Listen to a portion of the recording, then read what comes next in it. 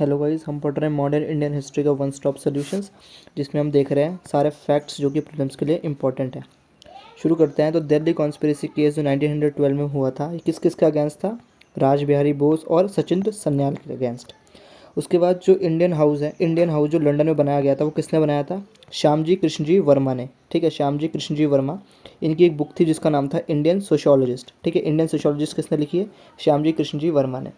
उसके बाद गदर मूवमेंट जो है वो कहाँ से शुरू हुआ था? सैन फ्रांसिस्को से। सैन फ्रांसिस्को यूएसए से शुरू हुआ था। और शुरू किसने किया था? फाउंडिंग मेंबर कौन थे? लाला हरदयाल। लाला हरदयाल, गदर मूवमेंट, सैन फ्रांसिस्को। और ये गदर मूवमेंट अपनी एक बुक छापता था या न्यूज़पेपर था जिसका नाम था गदर। ठीक है, गदर।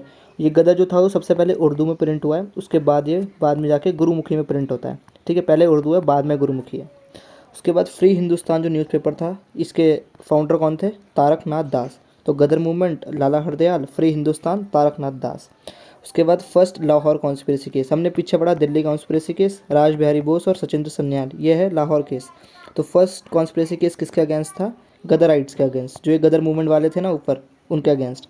और सेकंड लाहौर कॉन्स्पिरेसी केस ये भगत सिंह के लिए, राजगुरु और सुखदेव के अगेंस्ट था। ठीक है, तो दो लाहौर कॉन्स्पिरेसी केस हैं, अलग अलग हैं।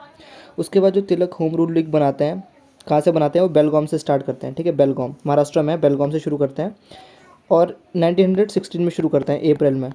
ठीक है, तो सबसे पहले इनकी होम रूल लीग बनती है, उसके बाद एनी बेसेंट की होम रूल लीग बनती है। और तिलक की होम रूल लीग में जीएस खारपड़े जो थे वो थे फाउंडिंग मेंबर। ठीक है, उसके बाद एनी बेसेंट अपना होम रूल लीग बनाती है, कहाँ पर बनाती है? मद्रास में। ठीक है, सितंबर 1916 में बनाती है अपनी होम रूल लीग। अप्रैल 1916 में किसने बनाई थी? तिलक ने। 1916 सितंबर में किसने बनाई थी? एनी बेसेंट ने। तो पहले तिलक की, बाद में एनी बेसेंट। और इनके कौन प्रेसिडेंट थे होम रूल लीग के? वो थे सर एस सुब्रमण्यम अय्यर। ठीक है, जो अय्यर साहब थे ये इनके प्रेसिडेंट हुआ करते थे इस लीग के। और जब ये एनी बेसेंट को 1917 के आसपास अरेस्ट कर लिया जाता है, ठीक है, जब ब्रिटिश गवर्नमेंट को अरेस्ट करवा देती है, तो उसके बाद जो ये सुब्रमण्यम अय्यर जी हैं, उन्होंने अपना नाइटहुड दे दिया था, मतलब इस सर की उपाधि छोड़ दी थी। ठीक है, जब एनी बेसेंट अरेस्ट होती हैं। और एनी बेसेंट ही जो थी वो फर्स्ट फीमेल प्रेसिडेंट थी इंडियन नेशनल कांग्रेस की। ठीक है, उसके बाद न्यू इंडिया और कॉमनवेल, ये जो दो न्यूज़पेपर हैं, ये एनी बेसेंट के अंदर ही छपते हैं। ठीक है, उसके बाद मॉन्टेगू डिक्लेरेशन कब आती है? 20 अगस्त 1917। ठीक है, 1917 20 अगस्त को आती है मॉन्टेगू डिक्लेरेशन। उसके बाद कुछ रिफॉर्म्स आते हैं इसी डिक्लेरेशन के थ्रू। उसके बाद फॉरवर्ड जो है वो लिबर्टी में चेंज हो जाता है। ये न्यूज़पेपर था, फॉरवर्ड किस में चेंज हो जाता है? लिबर्टी में। नाम चेंज कर लेता है अपना। ठीक है, किसके अंडर प्रिंट होता था? सीआर दास के अंडर। और ये सीआर दास किसके गुरु थे? सुभाष चंद्र बोस जी के। ठीक है, तो फॉरवर्ड चेंज करता है अपना नाम लिबर्टी में। किसका न्यूज़पेपर था? सीआर दास का। सीआर दास किसके गुरु थे? सुभाष चंद्र बोस जी के। उसके बाद अल हिलाल जो ये न्यूज़पेपर है, कौन छापते थे? अबुल कलाम आज़ाद। ठीक है, इनके फाउंडर थे अबुल कलाम आज़ाद, याद रखिएगा, अब्दुल नहीं है, अबुल कलाम आज़ाद है। उसके बाद कॉमरेड, ये किसका न्यूज़पेपर था? ये था मौलाना मोहम्मद अली का। तो अल हिलाल, अबुल कलाम आज़ाद और कॉमरेड मौलाना मोहम्मद अली। उसके बाद गांधी जी को देखिए, गांधी जी की कुछ ऑर्गेनाइजेशंस थी, जैसे साउथ अफ्रीका में वो स्टार्ट करते हैं Indian Natal Organisation, Indian Natal Organisation.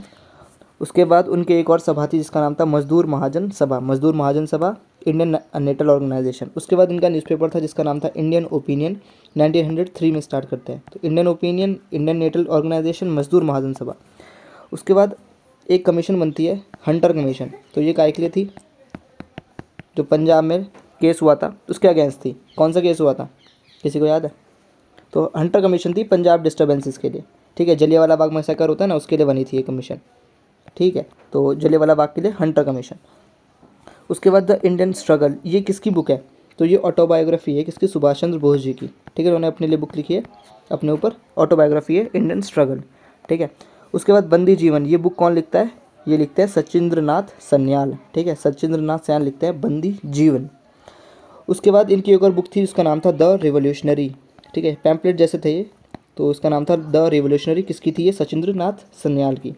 उसके बाद काकोरी रॉबरी होती है 1925 की। इसमें कौन कौन इन्वॉल्व थे? अशफाक उल्ला खान, राम प्रसाद बिस्मिल, रोशन सिंह और राजेंद्र लाहिरी, ये चार लोग जो थे वो रिस्पॉन्सिबल थे किसके लिए? काकोरी रॉबरी के लिए, जो कि 9 अगस्त 1925 में होती है।